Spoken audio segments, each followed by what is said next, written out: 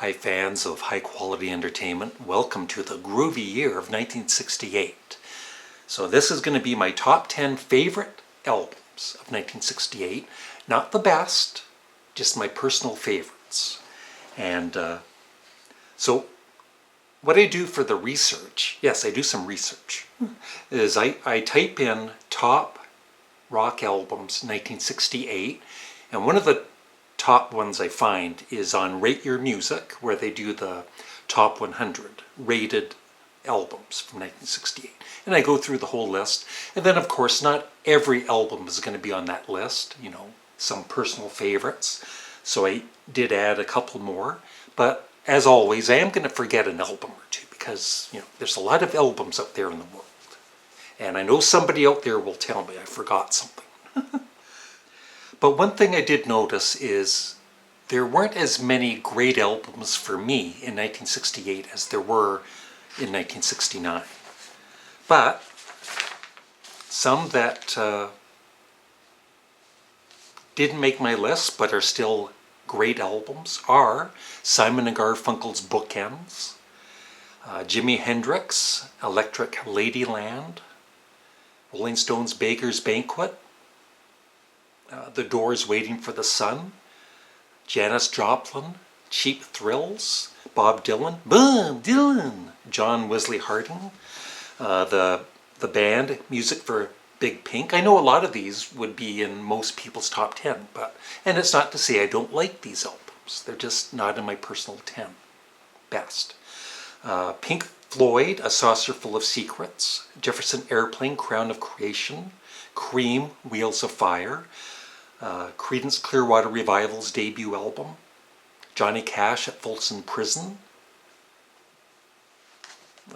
Sly and the Family Stone, Life, The Grateful Dead, Anthem of the Sun, Jethro Tull, This Was, The Monkees, The Birds, the Bees and the Monkees, the Jeff Beck Group with Truth, The Monkees' Head, Deep Purple, Shades of Deep Purple, Iron Butterfly and Agata Davida, Traffic with their debut album, Randy Newman, his debut album, and Neil Young, his debut album.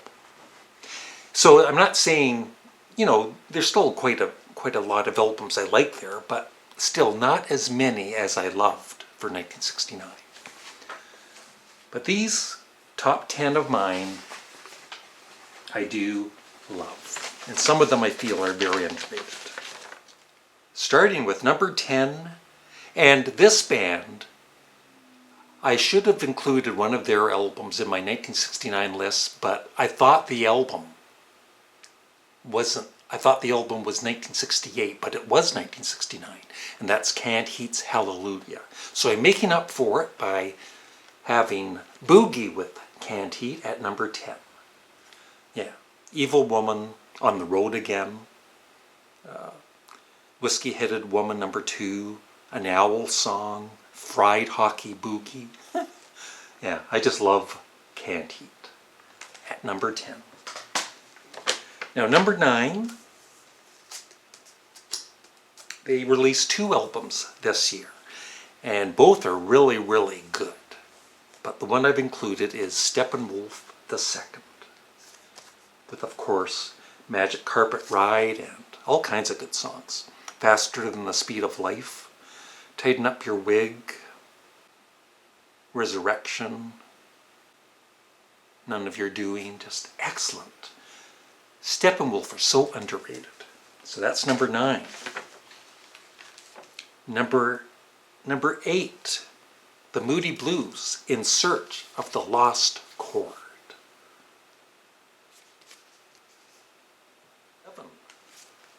This didn't do very well when it first came out, but it's really grown in stature over the years and is definitely now considered a classic.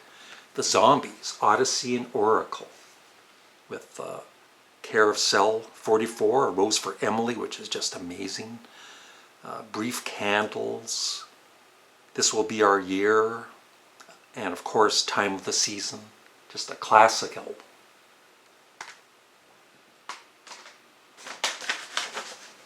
Number 6, this might be up a little higher in some other people's list, but still, like I said, I love this album. It's a 10 out of 10. It is. The Kinks are the Village Green Preservation Society. I actually just played this last night. Yeah, do you remember Walter Picture Book, Big Sky, Animal Farm, Starstruck? Just so many good songs.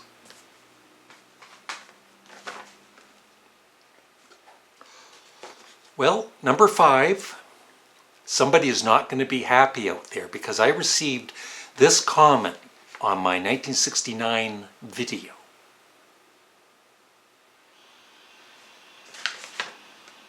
At number 5 is Frank Zappa and the Mothers of Invention with We're Only in It for the Money. And yes, you'll see Jimi Hendrix. Where are you, Jimmy? Oh, there he is. See him right there? He is actually there with the band. And that's Frank Zappa's pregnant wife, Gail, there. Because, yeah, Frank and Jimmy were friends, or at least acquaintances.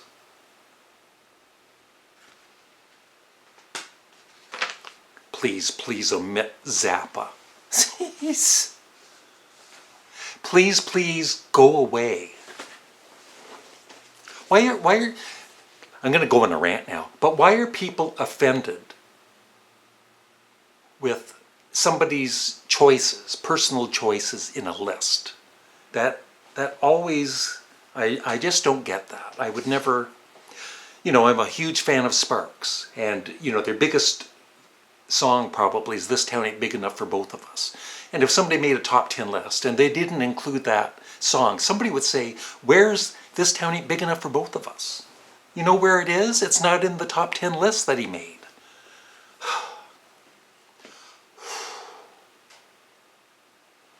These are all so good. And I guess I've been, I didn't know how to say this, so I checked a couple of videos. So if I'm saying it wrong now, then other people are saying it wrong. OGDEN'S Nut Gone Flake by the Small Faces. And this is the deluxe version box set. Just so good. Yeah. Afterglow, Song of a Baker, Lazy Sunday, Happiness Stand, Happy Days Toy Town. Classic.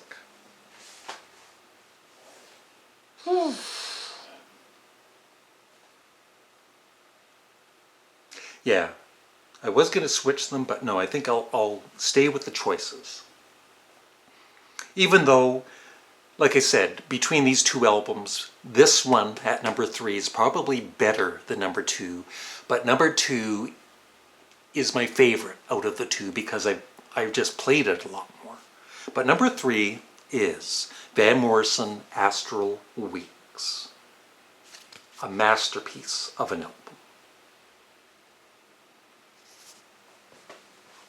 But number 2 for me would be an album I've played hundreds of times.